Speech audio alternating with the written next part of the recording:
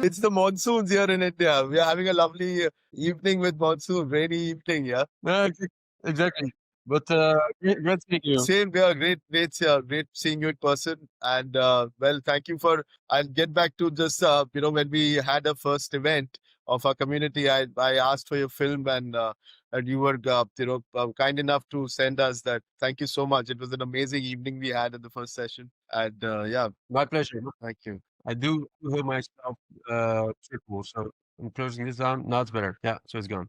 Yeah, no, so thank you for that. That's really creating content is such a sometimes a lonely process, right? And but then if you see it like that, it's being shared also across the other side of the world. For me, it's amazing. This is so cool, and I think that that is a very powerful thing of this AI community is that there's it's no longer a film that we see in cinema. Right now we can have people coming together and enjoy films on a big screen again. So there are a lot of people say that it's the end of cinema AI, but what you're doing is actually like Absolutely. making it immortal. So that's Yes, the thank you for that. It's awesome. intentions are those obviously, when how this paradigm shift is happening from I mean, the traditional filmmaking moving to AI filmmaking. So that shift was now it's just in India, it's just growing. I mean, as we speak, it's very nascent, but that's the drift we are, getting along with. And we thought that, as a community, which let me get back to what does Bhai stand for? It's Bombay Hub for Artificial Intelligence. So in India, in Hindi, it means big brother, elder brother. So, Mm, no, I love that. that was a thought that we start a community where there is filmmakers, coders, technologists, even like all weirdos, maybe you could call them. They come, yeah, Yeah, yeah, weird. That's yeah, fine. that's right. Yeah. So that Yeah, was a thought, and then obviously uh, how things are going. It's going so fast as a blink of an eye. Things are changing and new tools are coming. So obviously tools are there. Uh, I would like to, I'd like you to put something in light to us that why is the story and story is very important. The vision is very important. Of course, the tools they're there. Yeah. yeah.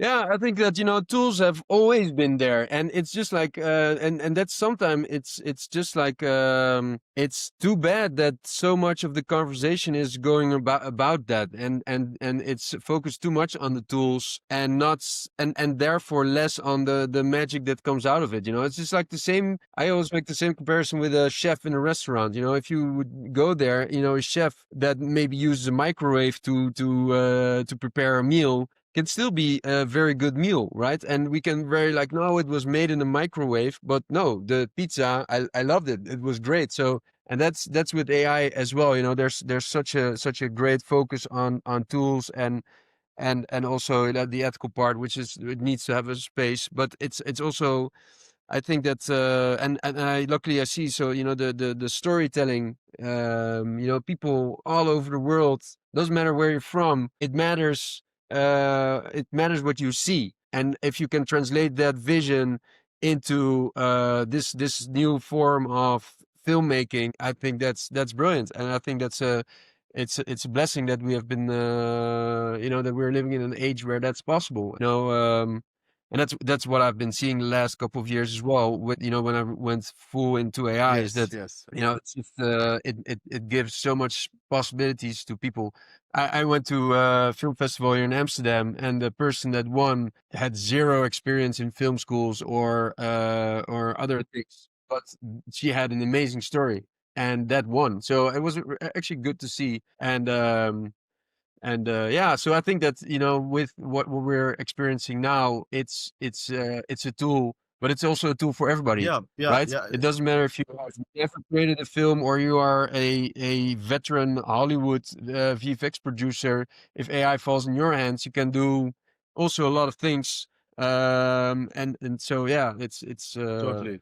that's why I think it's so powerful. It's everyone with an internet connection and an idea. Exactly. Exactly. Yeah. This is Yeah. what I mean. We are also in the process of building something like a T2V video. Of course, that plugin I can do later. What are we doing about phenomenal AI? Of course, that's like a T2V software which which we are building our own platform. We can get that. Ah, Yeah, yeah, yeah, yeah. But otherwise, obviously, filmmaking has always been the story has been the soul of it, right? Of course, even the Indian cinema, which is 100+ years old, there's always been yeah, been these good storytellers, and of course there is. yeah. So Yeah. No, indeed. And you know, that's personally for me is that's the thing that, you know, where I started yes, Video State in the first place. You know, as you can see behind me, this is not yes, virtual background. This is like wow. I'm building Yeah, my own video store there's like again, a right? So poster I see, like a Rambo poster I see now, right? Yeah, yeah, Rambo yeah. 3. I drove 3 hours and I paid like 50 euros to get it Wow. because someone had it in his garage since the 80s, You and serious? she wanted to throw it away. Yeah, yeah, and it's still on the back. It says the date with a marker written like somewhere 1989 out of the top of my head or something, 87 or 89. But she wanted to throw it away, and I said no, I'll come collect it. I'll pay 50 bucks, and it's in very good shape. So I also got one that's back there is Batman Forever. Must be Also drove hand like 2 hours. painted. Must be hand painted, I suppose. Oh, Yeah, and painted. No, it's really like yeah, yeah, it's art. art, yeah. Yeah. For me, I would go to a museum to watch like movie posters. You know, that's how crazy I am about it. And so yeah, for me, my story actually starts somewhere early 90s. So in a little village underneath Rotterdam where I grew up. And there was a video store at the end of the street where I lived, and all the time I was there. And this for me was like you stepped in, and there was this smell of like old plastic, candy, and cigarettes that came your way, and you saw all these tapes lined up in shelves, and it was a magical place. Like it's like you as a kid you were easy in a place where you're like wonder, you're wild, and I was like with all these tapes lined up. It was like stories and characters watching me screaming for my attention to Wow. pick it up and put coins on the counter and take it home. That's how for me it was entering a video store, and so I learned actually, I deep dived in cinema in that time. I think it was 1991 where I arrived at the video store was this poster of Terminator 2, which I got hanging there in the frame. And for me, it was like this was such an epic way of depicting something. Like Arnold Schwarzenegger on this motorcycle with a shotgun, very epic image. The color, and that's what I was like. Okay, this is so cool. And I told myself one day I would love to be part of this in any way. And so when AI started, I already knew that I needed to, or my goal would be, or my mission, or whatever the feeling. It's hard to describe what it was, but I felt that I need to channel all the knowledge that I gained from studying all these covers to AI and or to Yeah, help yeah. people understand what it is. Because if we're diving into that right now, I've got a few ones here. Probably you know them. Of course. This is Die I Hard love with a this Vengeance. trilogy. I love this trilogy. So good, huh? And for instance, there's so much what we see already here, right? So we see the main character in this. So we see John McClane here, and there's some kind of a massive explosion. So we know, okay, this is a struggle. This story, there's stuff being blown up, right? So it's already like, what is that? What is that fire? What's that immense fire? And then obviously the title. But what's also super important is the tagline: "Look fast, look alive, die hard." So it's just like it makes you want to grab it, right? So there's no one Starship Troopers. Mankind just became an endangered species. Yeah, well, I cannot pass by a shelf and leave that be. I need to watch it. So this is the and like how the font is and the credits. So actually, when I build my posters, I'm always going back to Yes. For this. yeah. And special artists like this is Drew Struzan, who made this specific artwork, which I really love. I'm a huge fan of this specific style, right? So really like drawn. The Indiana Jones posters are like that as well. And that is something that we can channel right now into the Yeah. things that we do. Yeah. So for me, that's why, and you'll see that with 100 years of cinema in India as well. Yeah. Yeah. There's it's a gold mine where we can just go in and be wandered and learn and take things back and yeah, and create. Absolutely. But but there's always this now new tech coming in. It's always this apprehension, that how is it going to enhance our creativity, or is it going to like replicate it? You know what I mean? So it's not any. I mean, of course, you have to know the tools. Like, sorry, do you have to? You have to really know the tools, or your yeah. Yeah. Yeah. So when I started out in actually I generated my first image in August 2022 when Midjourney came out, and I already knew like, okay, this is going to be very, very big. But there were already, so Midjourney was a long time like first Yeah, image it was image generator. generator. Leonardo Yeah. followed. Yeah, and then all of a sudden I remember that I really was fond of ideogram when it came out. I think it was early 2024, January, February, and I immediately dove deep into that tool because it had subliminal text generation, which was super important for my poster again. So I love that tool. I really went into it, and then video came out. We had Pika Labs, or a few others, Genmo, Runway, obviously, indeed, very, very early. And but it was very it was a selective bunch of tools. And I remember that it took weeks or months before new models came out. Korea came by, which was very different in its sense than others. And I think that when there's a new tool coming out, it's just that there's an experimental phase, because there are some tutorials you can read, but there's very limited YouTube tutorials, because that's still being made when the tool's being out. So you just have to go in and do it, right? So there's no and that's the way how I familiarize myself with these tools. Just go in and prompt, and using just like a lot of iterations to see like how far can I push the model. But that's a great process. But when it's being like crammed with tools and tools and tools and tools, it's very hard to keep that overview, because not only new tools that come out, it's also the updates Updated within the within the tools. tools. True.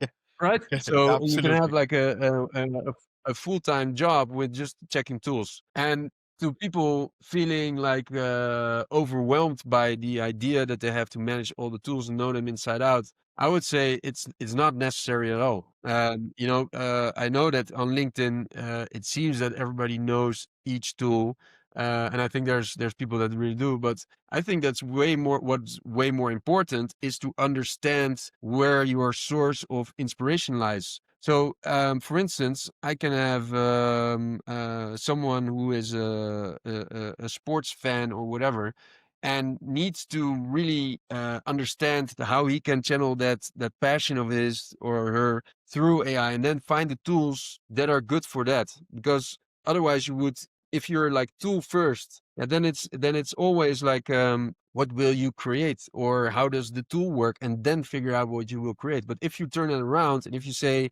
my passion is sports or music, or my passion is if for instance, if your passion is music, you would know that these tools like Suno or Udio or something, 11 that's labs. something Yeah. where you Yeah. can start, or 11 labs, because it's aligned with what you see. So or for instance, art, if you're like, hey, I really love some kind of anime, I want to create anime visuals, then you have to find the tool that really matches that. I know, for instance, Leonardo can create Really good. really, really stunning Yeah. artwork Yeah. in animated visual styles. So I think that's something that, if people consider like, oh, I'm overwhelmed, there's so much to know, I would say no. Start first with Yeah. what you want to For create, example, and for example, your portfolio has a nightmare where I think that's the style, right? The style of making, which you kind of told with that storytelling. yeah.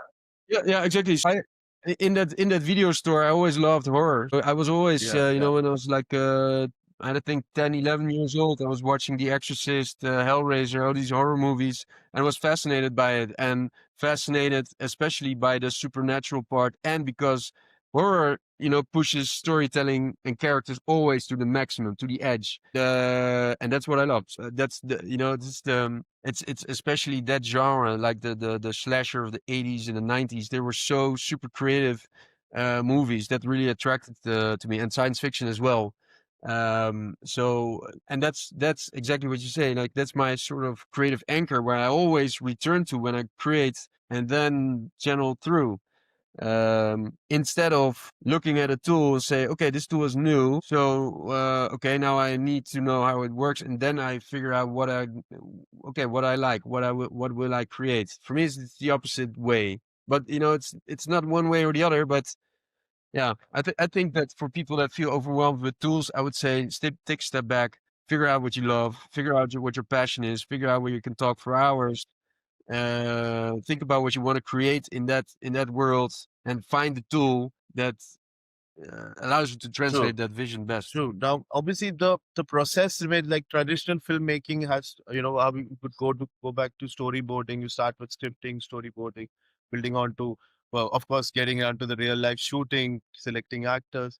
But cut to you have AI now. But obviously, the whole structure wise it still remains that same. Like you have to do world building, right? If you wanted to world building, create a universe, you have to put down what is your thought on that. Like that's the structure remains the same. It's a super good question, and to me, the concept is actually what makes or breaks your film in the Absolutely. end. When there's a level where everybody can create the same level of cinematic images, Pixar quality animation, then is what's going to stand out is the character, the story, not just the character, how it looks, but also like the backstory, how it was designed, those kind of things. So for me, what I often do is I put a lot of emphasis in creating concept. So before, for any film that I create, it takes a while before I make my first prompt. Hmm.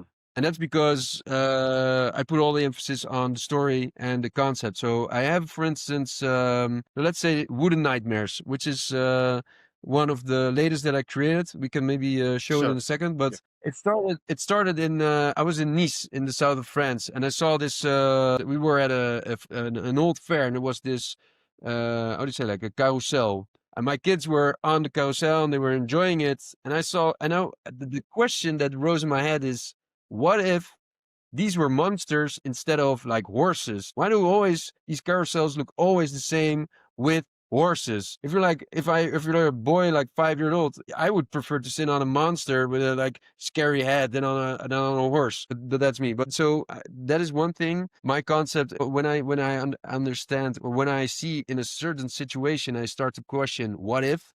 I know that there's a creative process being ignited, being started, and that's obviously how that works. So for that, I was like, okay, indeed, what if the carousel had monsters? So Monsters. that became a visual representation of it. But in the end, I remembered that when you're young, you love these rides, you love these theme parks where you I go mean, upside down yeah. and all the and yeah, and the roller coasters. But when you grow older, you don't like it as much anymore. We have the balancing org in our ear; it fades. So we're like, even on a swing, it's like, oh, all right. So, and that became a metaphor for the decaying creativity that we have when we grow older. We get more serious. Our level of imagination drops. It's not for everybody, obviously. I'm generalizing a little bit here, but it also reminded me of the movie Hook, where Peter Pan forgets who he is, and he becomes Peter Banning, some kind of a serious corporate dude, and until he recognizes again, or being forced to recognize that he was Peter Pan in the end. So that still, this took me like maybe a few days at least to figure out, and I haven't prompted anything. And then when I have the idea, and I work together with ChatGPT a lot to formulate my stuff. And then what I do often is I ask ChatGPT to, or actually I go to Claude, the other AI, and I ask Claude to take on the role of a very serious veteran Hollywood producer that sees like 20 pitches a day, and to completely destroy my idea, and to be blunt, to be brutal, and not sugarcoat the idea, but really like strip away the things that do not work. And what's left of it is like a solid base where I think, okay, this is something that could work, because we can have creative ideas, but they also need to be like viable a little bit. So, and that actually helps that phase in order to go to the next phase, and that is the prompt structure. But when I have for instance, I have the concept of the film. What I then ask ChatGPT to do is to break it down in scenes, and in scenes, in shots, and shots, and Short prompts. breakdown. Yeah. And for that prompt, always use the same structure. So that means that, for instance, for this movie, I said it needs to have this camera, it needs to have this lens, it needs to have this color grading. And when you have that in one prompt, copy that for all your shots. It means that you have a consistency throughout the film, instead of doing that in the end. That really worked well. And only then I start the image generation. And for this one, I think was Midjourney. Can we have a look at it? If you Yeah. Yeah, sure. So let me share nightmare. wait just a sec. Share screen. There you go. Sound. Yeah. Yes. I mean, in fact, the audio also plays a very important part here because I've seen most of. I mean, even Cthulhu, that has a song, like, right? Absolutely. It's more Absolutely. very. That's a good. Yeah, go ahead. I was like, I was expecting. I mean, I was expecting more dialogues, but that the kind of the actor starts singing, so it was just a good surprise. Yeah. Oh, yeah. Yeah. For Cthulhu. Even a For this clue. one, the Wooden Nightmares, it was. Yeah, yeah. No, for this one, really cool was that there was an artist I know here in Holland, and I knew that he loved theme parks, and he has been scoring soundtracks and music for artists and really big festivals here in. So I reached out to them and said, I'm working on this film. It's like a dreamscape, a nightmarish thing. And I sent him 3 stills, 3 images, and a very, very little text about what it was about. And he created this music in one take out of that, and it blew me away because he not only captured the exact track atmosphere that I wanted, but he really went beyond with also adding the sound effects of the squeaking wood and the children's fading laughter and stuff. So it was amazing, really, really cool. And that's for me also this point of where AI should go is where we collaborate with these artists that are understanding this, right? So I could have generated a song on Suno, but it's a that's cool story, right? So this is for me it feels more special because a real artist worked on it. Yeah. So this particular you did this on Mid Journey, I suppose, right? Yeah, correct. Yeah. So the images were shot in prompt structure in ChatGPT. Then I generated all the images in Midjourney, and then when I download them in Midjourney, I upscale them to 4K in Topaz Labs, and then I think I used Kling and Minimax for this one to generate the animation. And then I have all the clips. I download these, upscale them again via Topaz Labs, the video, and then put it together in the edit in Adobe Premiere. So it's pretty much it's a whole structure. Like you stacked it like that, right? Yeah, exactly. So now it's just like, and then with 11 labs and the poster and those are the different things. So it's almost like 8 or 10 tools every time, including my brain, to create the to create the films. This is in terms of even display particular Clue, which I watched Clue. I've been following it, but the whole the it's creating an universe, like a particular style was something which you thought of it. Yeah. Yeah. So we can watch that one too. Yeah, Clue. I'll open it here first, and I'll tell you a little bit about it. Sure, and of course, the Night of the Living Dead. It's one of my West. It's more of a Wes Craven. Yeah. So can you give us a clue? Who did it? Yeah, well, my I would say it was Miss Scarlet with the dagger. She knows what she wants. I saw something in her eyes. I don't know, but yeah, this was a very fun project to create because I love the board game Clue. It's actually one of my favorites, and I was, I always, again, the question came by, what if we could have some kind of a story generated with AI? And it was Ross Simmons. He posts a lot about Midjourney on LinkedIn, and he had just experimented with isometric 3D designs. And I think there were some cities or islands or something, and that, for me was the part of the exploration of doing the parts of the board actually as isometric 3D designs as well. Yeah, that kind of worked. So I created a form structure that I could use for all the levels. I created that in Midjourney, and then the characters as well, and then put it together in the process just described. And for the voice, used I think this was a French voice in 11 Labs. Typed the text in English, and that gives a kind of a little accent to Yes. your voice. So I think that's something I'm playing around with a lot in 11 Labs, to take different languages. And from Vikings Mythcarved, I've done it as well. I took a Norse person. So if you load the sample, it's completely Norse. But if you drop an English text, it will speak English, but With with the kind of accent. the Norse Wow. accent. Yeah, so that's a cool trick. Yeah. But basically, these mini universes which you created, you obviously pre-visualize them, right? Like it's characters around Clue The Yeah, I looked at the box, the original the box. box, and I played it so much, so I had it in my head who they were, the characters. But and that's the funny thing, that I think that right now this is a fun thing, to have these characters, this game. Everybody knows it. It's 80 years old. A lot of people have played it. But what doesn't exist yet is the worlds behind each person. Who is Miss Who's this? Scarlet? Where does she come from? Right? What is her motivation? What is behind her?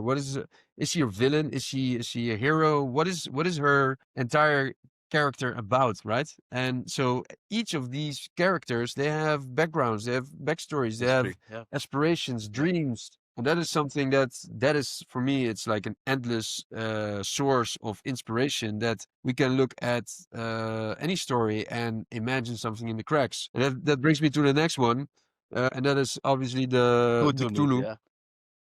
Yeah.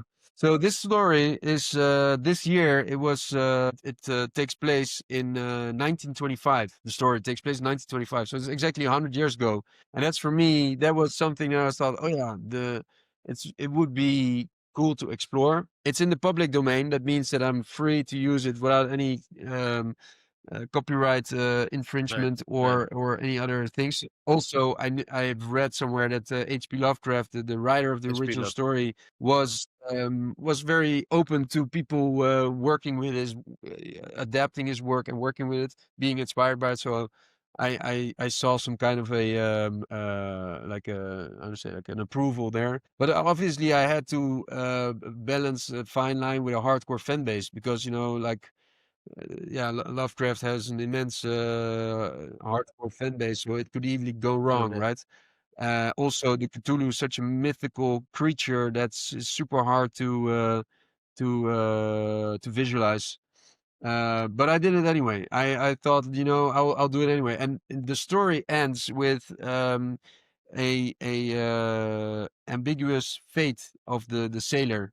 It's not very well explained. It leaves open for interpretation. So this was my interpretation, that he returned to a dock, and the dock is actually a symbol for the Plateau of Leng, which is kind of a alternate dimension in another story of Lovecraft. That's why it's sort of like the flat area. And he arrives there, and into this bar, and he starts playing this hymn, this guitar song.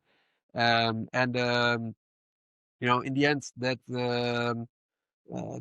hymn, that was the core of the entire film. So I really, the song was created with AI. I had a friend of mine who's an audio engineer, work on the audio, and it blew me away how great it was. And then I started envisioning the nightmarish dreamscapes with it in a watercolor aesthetics that I created on Leonardo. Wow. And yeah, so I used Pimento for the shots from him playing, and then We'll have a look. Can we play that also? yeah, yeah, yes. Let's Thank see. you. Yeah. Here it is. Second, just show my screen. There you go. Thank you. Thank you, Jan. But Yes. it just remind. Do you know about the singer Leonard Cohen? Sorry, Leonard Cohen. Do you Sorry? know the singer Leonard Cohen? Yeah. Yeah, I know him by name. Yeah, of course, the sound. Yeah, I could really those. Yeah, I see what you mean. Yeah, other people I saw on LinkedIn have compared him to Johnny Cash. Some dark Johnny Cash as well. Yeah, well, Yeah. could work too. So, But, but yeah, of course, coming back to the yeah, sound has really played an important part. Like, of course, horror and how it really mystifies the whole thing. Of course, the song and yeah. yeah, absolutely. You know, it's just like music is a super important part of cinema. You know, also if you look at today, if you look at, for instance, the movies from Christopher Nolan, you know, they're loaded with music. It's super important. Hans Zimmer, obviously, like a real great composer. I saw him live. I went to see him live Wow. in concert once. There were like 15,000 people in Amsterdam. Hans Zimmer, like he was like kind of Magician. some kind of a rock god, right? You know, like it's amazing, amazing how he just wields an entire crowd and music and everything. So it's super important, you know. And also, it's so important to the point that if you make a mistake in the music, then the emotional connection is gone. So, for instance, if you look at Star Wars, can you imagine Star Wars with like hip hop music or rap instead of the Imperial the March by John Williams? It's crazy, you know. It's just or yesterday I went to see Jaws yesterday in Wow. cinema because it was 50 years since that movie came out, and these tones of the shark, right? The when it comes, it's very minimal. But it works completely. And I know that Steven Spielberg also said that if John Williams wouldn't have composed exactly that piece, the movie would be completely different. So Yeah.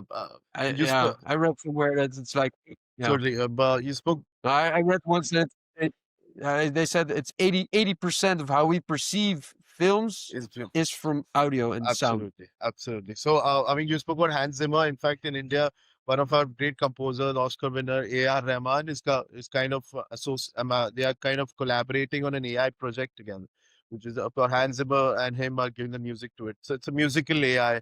It focuses on music. Yeah. You know how Wow. AI is. So everything's happening on that level. Yeah, that also brings me to that. In fact, last week there was someone from Moon Valley here in India talking about Marley, the product. Yeah. So, uh, Oh yeah. yeah. Yeah. So Yeah. that's something I have. I Have you I used Moon? not Not yet. yet. No, it's still on my list. No, no, not yet. It's something I still need to figure out. Yeah. So yeah, Yeah. that's what we like I said, in India, though be curious to experiment to know what is the right way, but of course storytelling comes first. That's what is Exactly.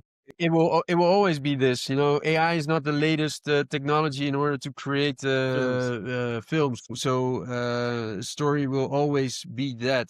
You know, I think that that you know it's for so many years, for centuries, maybe for thousands of years, people have been connected through stories, and and that is what always will be. And you know, it's also a buzzword, right? Storytelling. Everybody says, you know, storytelling, da, da, da, da, da.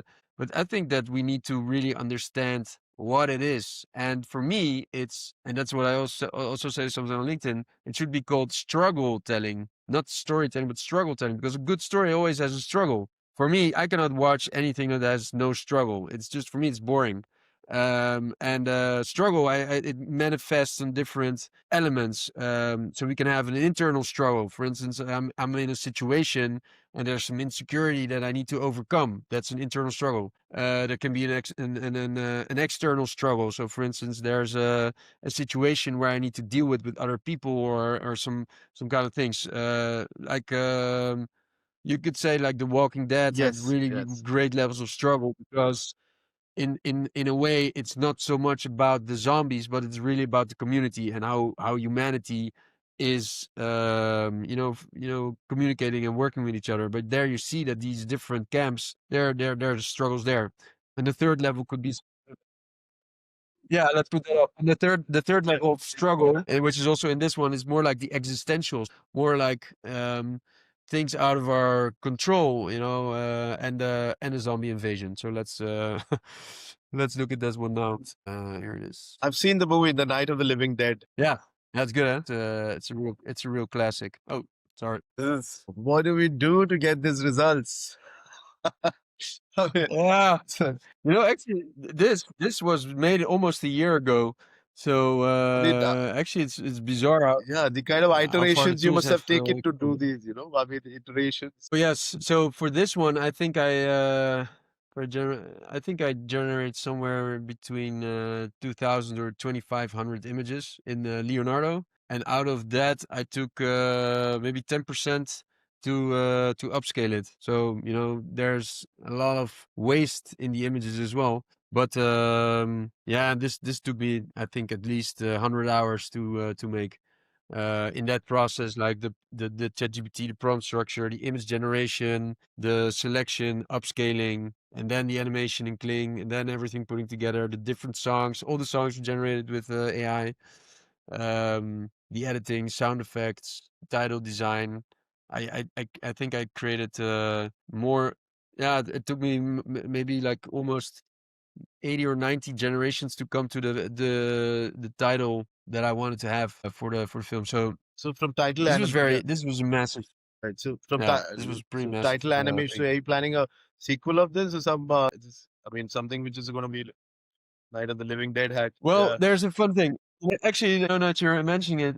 So this one I could do because the original Night of the Living Dead from 1968 is in the public domain. So it's something that we can touch. But I'm actually thinking of, and it's something post that I did this week, creating some kind of a slasher film in a suburban area in a neighborhood with starring myself.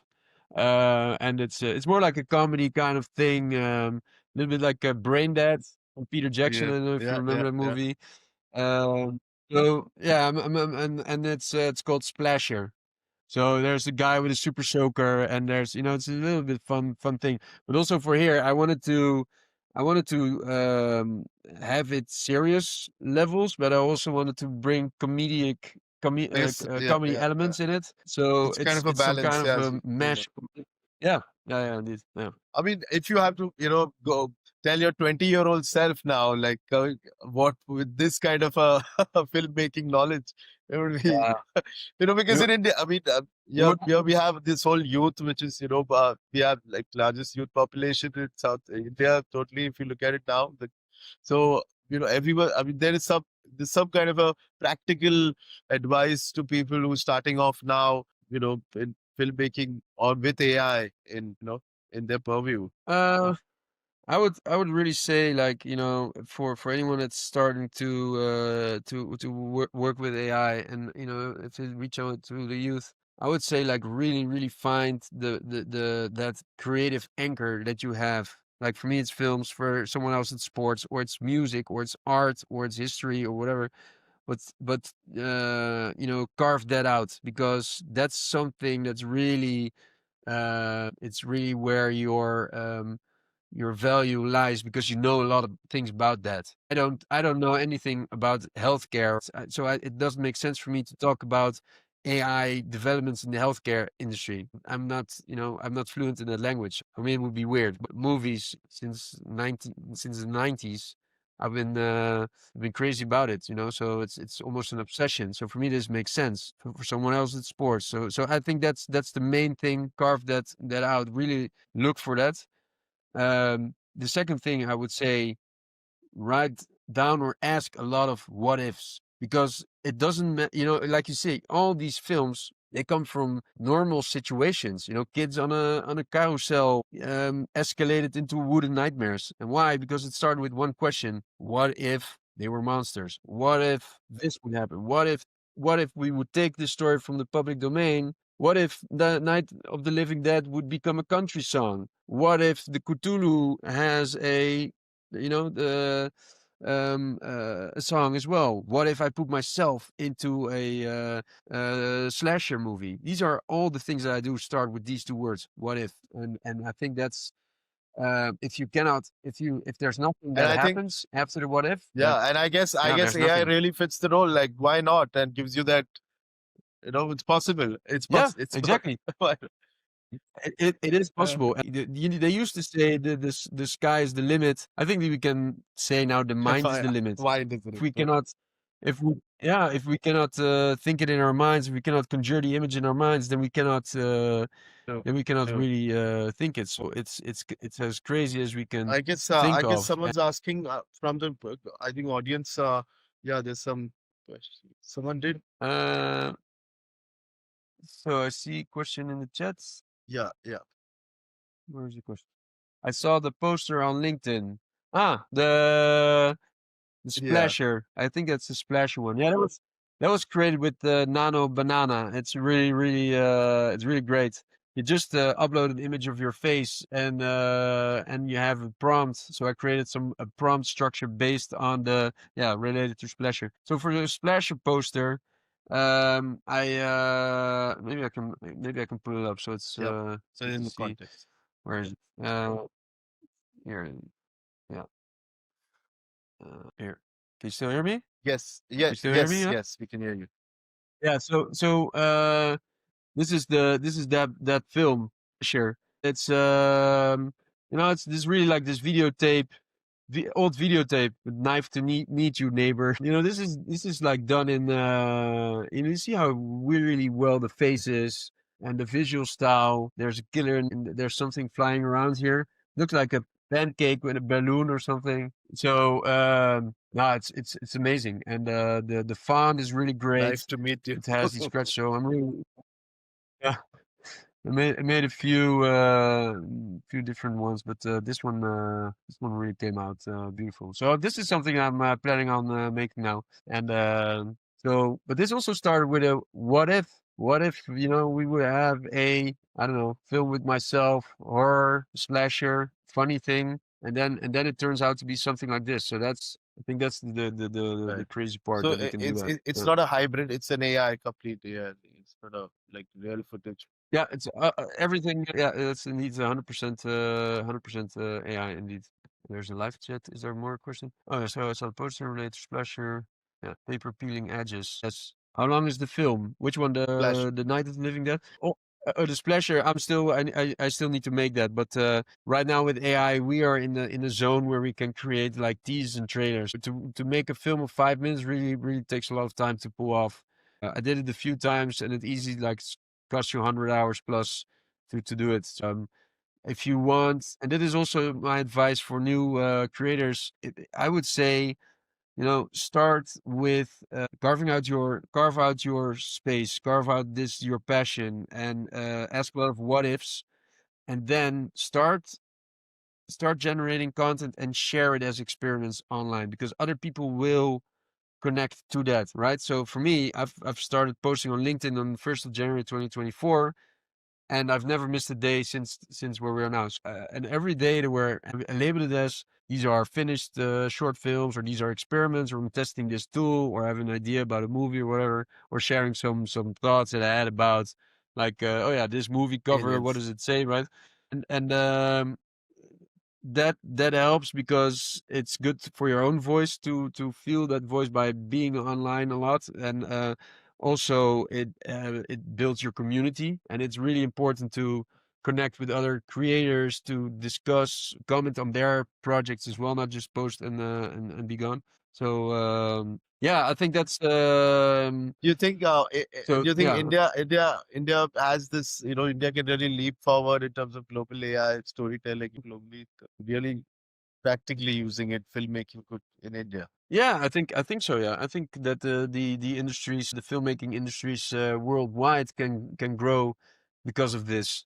I think everybody can benefit from this if it's applied correctly. And there's a lot of focus on the end of the status quo. How we've been doing things for 100 years will end. That's correct. But there's also means that there will be another door that's being that flows wide open. When COVID happened, I was in events, so I lost my job, I lost my career, and I had to start over again. And there were opportunities and I was you know, it was very disappointed at first, but it's not easy. It's not easy to, if you're in this business and you see things evaporate. It's not easy to be positive and love all the AI stuff that's happening, because it can impact a lot. I totally understand that. But I do feel that progress is after the choice of, okay, I'm going to do something with What this. if? Wow. That's that's that's What if I start that's a channel? that's a What if I start a YouTube channel and start just bashing out content that nobody sees for 3 months? What if I do that? What if I stick 6 months to creating without expectations? What if I start finding my style? absolutely What if I created some? You know, there's because of AI, there's more opportunities than before, true. Very true. because before I was a video producer with no access to global audiences, so my what if was smaller. It was not impossible. I was not impossible, but it would have taken more time and money and those kind of things. So yeah, I think what if is our strength. Hi, I think there's someone who wants to come in live conversation with you. So, hi, Hey, hi, hi, Pratik. Hey, Pratik. Firoz. Hi, Jan. Hey, how's Nice, it going? nice to meet you finally That's good. To- on a live. Love your work. You have been doing some really good work. Thank you. I saw some stuff on LinkedIn and I felt, yeah, I should definitely join. And thanks, Firoz, for making this happen. Stress. Thank It's you. I great appreciate to that. connect with such talented people who are making waves across the AI industry. I appreciate that. Thank you, Pratik. It's really nice to hear. And yeah, for me, it's really nice to connect, with people all over the world. You know, it's just like this is what makes the world smaller, and this is what makes us connect, because we Absolutely. have a common love for movies, that, or we have a common love for music, and now we are being bonded by the ability to create. You know, that's what I think is so cool, is that, when people from all over the world start creating through AI, we get to learn about stories that were probably in steeped in local legends or local folklore that I would never learn about. So that's what I think is super important as well, is that we can get creative, original content from so many different corners of the world. So that's why I'm happy to be here today as well. Yeah. Absolutely. Firstly, I apologize for my camera not working. I don't know what the technical issue is. No, Otherwise, you could have seen my face too. No, But it's yeah, okay. I had a question. So, one thing I just thought maybe I'll run past you. So, I'm pretty sure you would be getting a lot of requests for work, whether it's for brands or for other collaborations, etc. Right? Mhm. So how do you typically look at pricing your projects?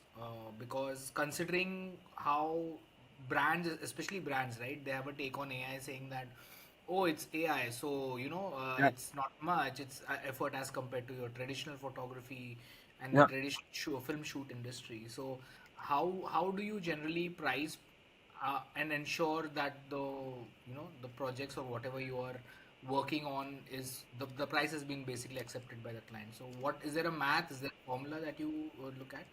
Yeah, that's a super important question to ask. And you know what the thing is, when clients say, "Hey, but it's cheap now to do this." Well, it's actually the other way around. The shot that they wanted before was cost maybe $300,000 and 10 VFX artists and 3 months to make, and now it can be done easier. But it's still there's still craft behind it, right? So and I think that the question to answer the question is, it's still a structure that I maintain. So, for instance, a client wants to have a film. I really try to um, think along like really what they want, and the length is a very determinant factor. So for instance, if they want 30 seconds or 1 minute or 2 minutes in time, it's super close by, but it's doubling the amount of shots that you need to create. And like I said, for a film like this, it took me already 2,500 images to generate, out of which I only use about 250. The entire process is still very big. I always, in order to secure a pricing, what I always do is I make the storyboard a talking piece that the client sees before we actually go into production. So it's already paid. Client says, "Okay, I want a video of I don't know, 1 minute." And the process, I explain the process that I will, based on their information or their needs, I will create a concept. And then if they approve that, that concept grows into the storyboard. And the storyboard, when they need to really approve it, just like in traditional, advertising. That's because afterwards you start producing it, and then it's hard to go back, even with AI, right? If I already am in the video animation part and I need to regenerate an image, those kind of things, it's like a few steps back. And that kind of works because there's very little room for interpretation for a client because they already see the storyboard, what's going to happen. It's no longer a sketch like this is going to look like a little bit like this. No, the shot that you see here in the storyboard is exactly what you will see in the video. And that totally helps because it lowers the amount of revisions in the end, which also influences your price. So I work with per client. I look into what they need, and then on terms of budget, and then obviously it's like a fixed price, and in that is obviously the cost for the tools that needs to be used, but it's also obviously my Time time consideration. Yeah. calculated and yeah, the time consideration to do it, and then So yeah, yeah, the model is pretty much is similar to. I mean, of course, the generations and all. Yeah. yeah. Yeah, but have you seen any? Have you noticed a percentage shift? For example, if a movie takes $100,000 to make, Mhm. would you say AI takes X percent of that amount to make, and therefore that would be a right price to quote to the client? I understand a lot depends on the frames, the kind amount of time you require to generate, the kind of tools you use, etc. But still, do you feel that maybe now AI has ended up saving X percentage of the cost for the client, but this is still good enough budget to make when you're making an AI film? Yeah, I think so. Yeah, I think that in the end, I think that clients don't pay for time or for tools. They pay for an outcome. They pay for Correct. a value. They pay for a value. You as a creator represent that value. So that's it. And the tools, they are cheaper than ever. But that doesn't mean that. So it means that obviously, if they wanted to create a teaser or a film with AI in a general sense, they would have paid hundreds of thousands, and now they pay a lot less. But it doesn't mean that it's down to zero because the tools are cheap. That's absolutely not what it is. Because, like I said, there's still hundreds of hours that goes into it. So, and it's a quality you stand for, and it's an experience that you have, and it's Sure. it's all Yeah, of it's your that. So, talent. Yeah, yeah, that also. and it's your and indeed it is a talent, and your talent and your experiences, your vision that's represented in an hourly rate that you can calculate in order to come to a price. So for instance, you would say, okay, this cost me 100 hours to make. So I do that X the amount of how to say, like, money that I charge per hour, and that plus the cost for the tools, that gives some kind of an idea to work with. But yeah, it's for me, it's clear that it's not an hourly business. It's not that, it's just like because from my side, I also want to deliver something that really kicks ass. And so it's you can say, okay, but then if I put in Of another course. hour, I will Yeah. calculate that hour. Yeah, Yeah. It comes with a. I would say, yeah. I'm What did you saying say? it comes with a privilege. If you want to kick an ass, so you have to pay for that. Yeah, it's Yeah, yeah. yeah. I think what's the best way to do this is build a portfolio. Start generating content, work, create a lot of stuff, put it on LinkedIn or whatever social media platform, and in the end, people will come to you because they resonate with what you create, and then you're in a position to yeah, drop your pricing based on what you think it's worth. And the good thing is that they came to you, right? So the negotiation is better in that sense. But and still, if you and that's what I also do. If I see a client that I really that I will always think like, what is a possibility, if they don't have a budget, or the budget is not really aligned with what you want to do. You can also say, okay, we're not going then for 5 minutes, and then we are going to create a teaser of 30 seconds. How's the budget aligned for that? So you're not devaluating your hours, but you're actually doing less. You're delivering a less amount. I would not say, okay, we'll do 5 minutes, but we are do that according to the budget that there is. No, I would say Right. then we scale down the deliverable to what fits your budget. So, because in that sense, you protect your value. Got it. Got it. Do you actively go look for projects, or do clients come seeking you? How does it work at your end? Currently I'm in a fortunate position that I don't have to do any sales or lead generation, and that's Very good.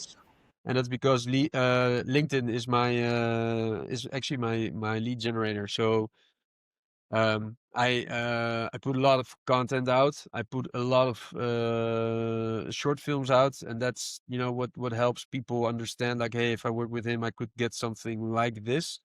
And so I have a threefold in actually the things I do. Video State, the business is actually divided in three pillars. The first one is actually an agency part, so I can create content or a project for someone that needs an AI video. I can also attach myself as a white label to someone else's agency. So, for instance, that they sell the video with a markup, but it was created by me, but I won't have my name on it. And the second pillar is my film school, where I actually Courses, yeah. doing live workshops, but also preparing my online course for late this summer. And I will actually, if I may show it, can I show it, Yes, Firoz? please. Yeah. So Yes, there's yes, please. yeah, so this is the current site, the ultimate AI video and filmmaking course. So it's videostate.nl. I'm building this. There's a wait list right now. It's active, and this is something that I will relaunch very soon, which contains all my knowledge and experience from doing what I do, and it helps people to kickstart their AI filmmaking adventure. That's really what it's all about. And so that's the second tier, and the third one is Of Grill, Grill, yeah, and which Grill has been is representing you as an yeah. artist, right? Yeah, exactly. So Grill is actually a next gen entertainment studio in Hollywood. They're based in Los Angeles, and they represent me and 13 other AI directors in the entertainment industry. So that means that we work collectively on projects, also solo on projects for clients, and that's amazing. Sure. Yeah, that brings Yeah, yeah. Pratik, opportunities. anything else in particular? Uh, No, yeah. no, that's I it. would, I mean, that was very Pratik is a insightful. content creator, AI content creator, just ventured into, and of course, I'll share his work also with you. I'll share what he's been doing, some amazing stuff. Yeah, yeah. Yeah, thank you. I do that. I Appreciate do that. that. Thank you so See you, much. Pratik. Thank you for Cool. coming in. Thank you. Thanks. So, I mean, this note, I mean, Jain, it's been a very profoundly very interesting session here, yeah, with you. And I guess Yeah. Pratik is still there online. I'm just trying to figure out a way how do I disconnect. Just Yes. So, Jain, I'd like to do like a quick rapid fire with you, like a 5 minutes. I think lesser than that also. So, I like we discussed. So, what would be the one movie which you would like to remake in AI? Any feature film? That's tough, but I'll go with Starship Troopers. Oh wow!